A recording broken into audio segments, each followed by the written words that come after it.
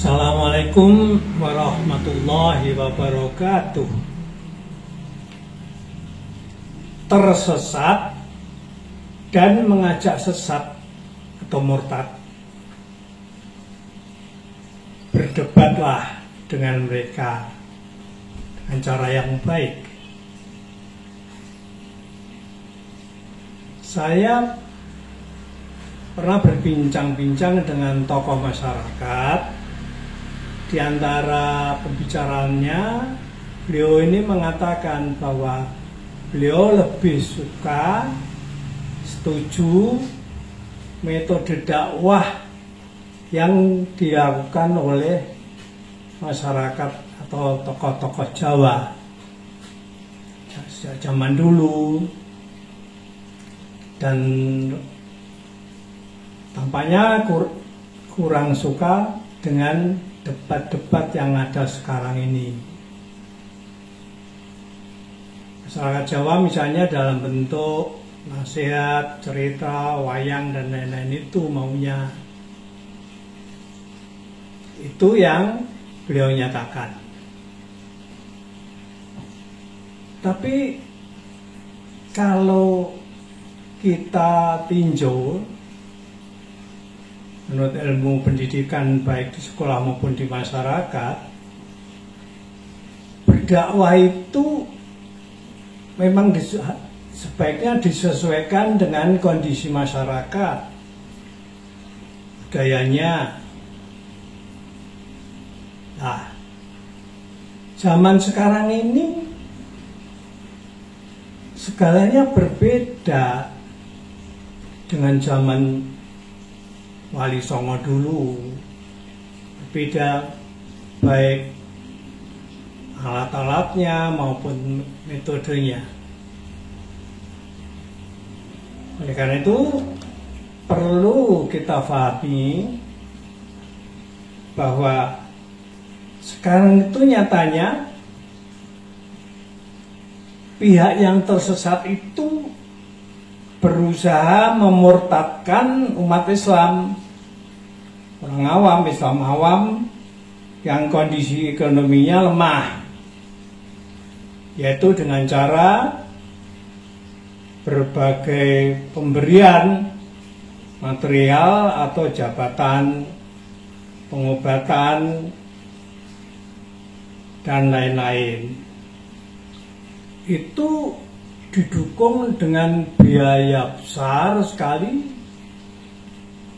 jadi dari luar negeri itu, sehingga banyak orang Islam awam ada yang memang murtad atas usaha mereka itu.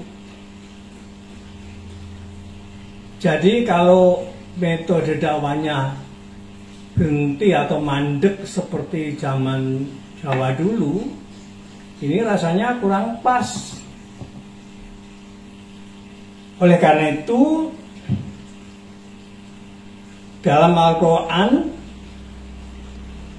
surat An-Nahl ayat 125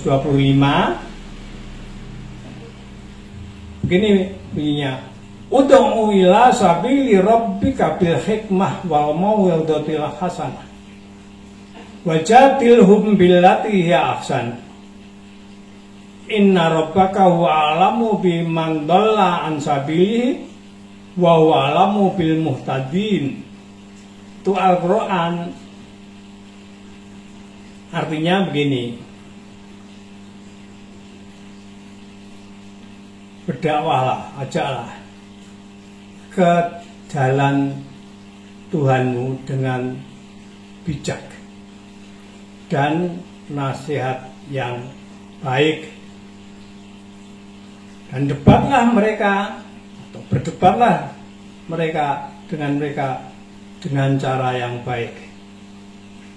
Sesungguhnya Tuhanmu, beliau lebih tahu orang-orang yang tersesat dari jalannya, dan beliau lebih tahu dengan orang-orang yang mendapat petunjuk.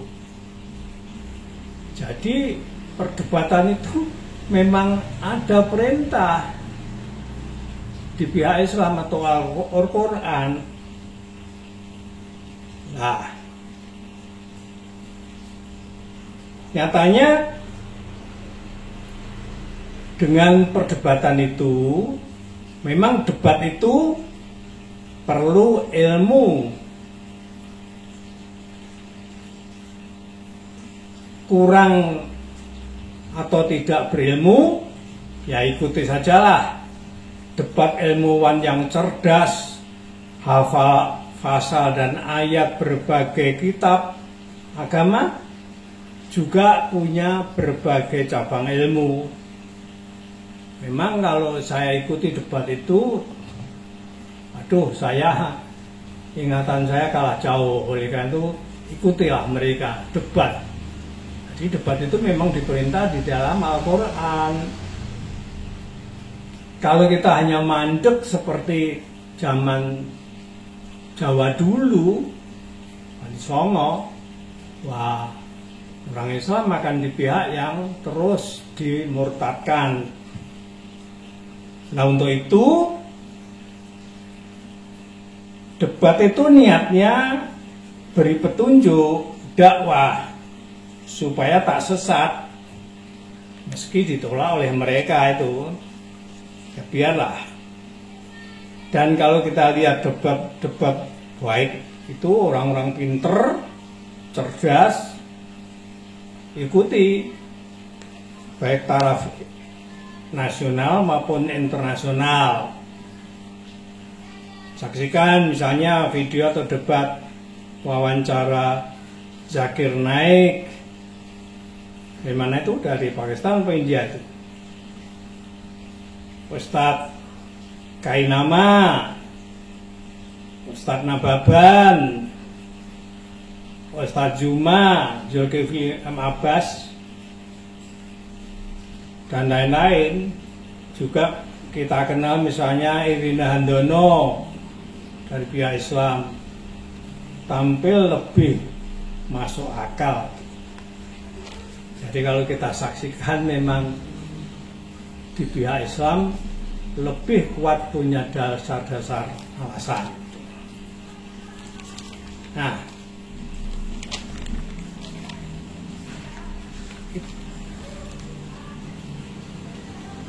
peneliti Bible yang dalam secara detail dengan bahasa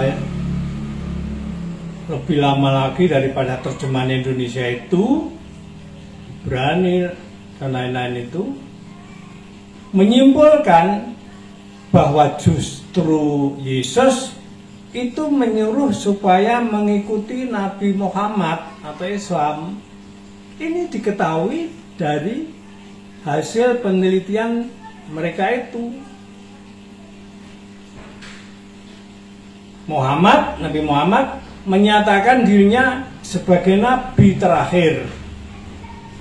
Yesus menyatakan Muhammad akan datang. Yesus tidak pernah menyatakan dirinya sebagai nabi terakhir.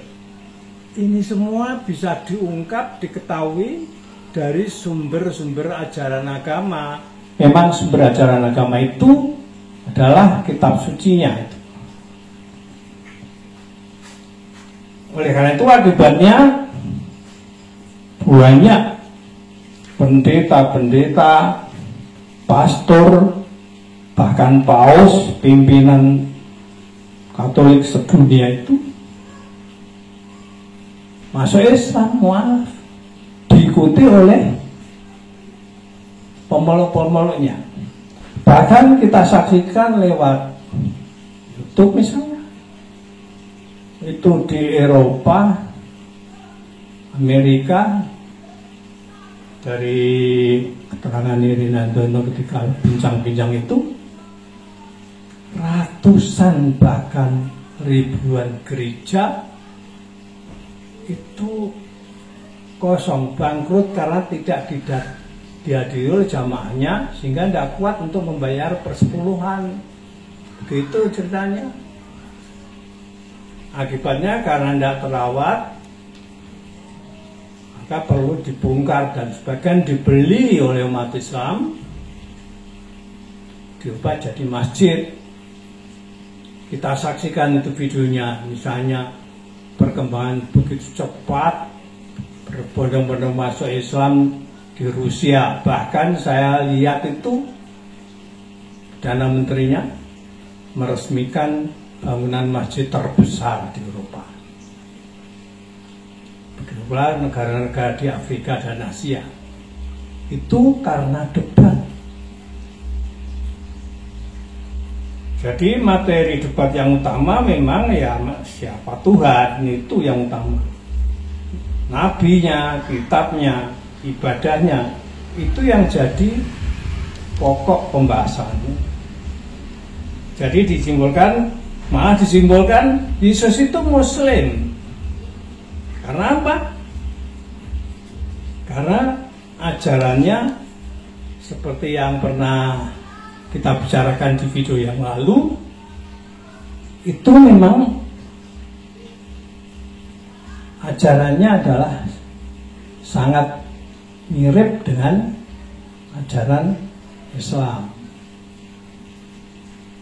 Nah, ini hanya karena debat Bible bahasa lama, jadi sebelum